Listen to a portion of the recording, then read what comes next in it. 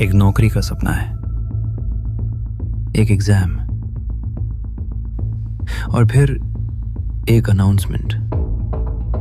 Government announce करती है, मंडल commission लागू होगा, 27% आरक्षण अन्य पिछड़ा वर्ग के लिए। अब सिलेक्शन कैसे होगा? देश भर में रिएक्शन शुरू हो जाता है, कहीं सेलिब्रेशन, कहीं प्रोटेस्ट, कहीं गुस्सा। ये सिर्फ जॉब्स का सवाल नहीं था, ये सवाल था इक्वालिटी का, अपॉर्चुनिटी का।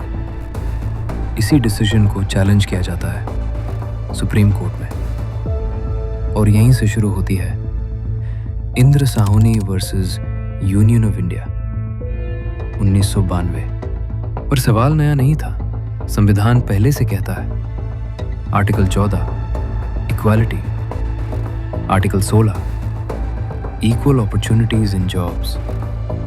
लेकिन आर्टिकल 16 स्टेट को अलाउ करता है रिजर्वेशन देने के लिए।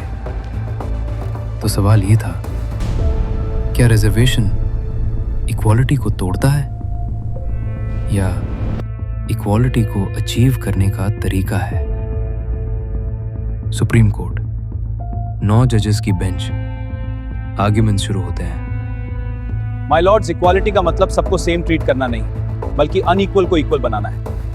माय लॉर्ड्स, लेकिन कानून का मतलब फेयरनेस है, प्रेफरेंस नहीं। एक तरफ मेरिट की बात, दूसरी तरफ सोशल जस्टिस, और बीच में एक टफ बैलेंस। 1992 फैसला लिखा जा रहा था। कोर्ट ने कहा रिजर्वेशन वैलिड है, लेकिन अनलिमिटेड नहीं, 50% सीलिंग फिक्स की गई। क्रीमी लेयर कॉन्सेप्ट इंट्रोड्यूस हुआ। The creamy layer principle ensures that reservation benefits reach those who truly need them. ताकि रिजर्वेशन का बेनिफिट सिर्फ जेन्युइनली बैकवर्ड लोगों तक पहुंचे।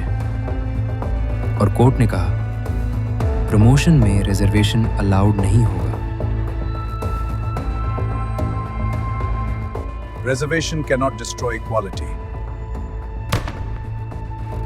ये जजमेंट एक लाइन ड्रॉ करता है जहां सोशल जस्टिस भी जरूरी है और मेरिट भी।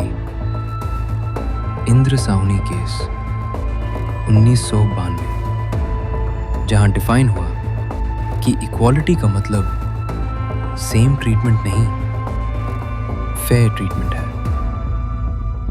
हर सिस्टम को फेयरनेस चाहिए, पर हर फेयरनेस को बैलेंस भी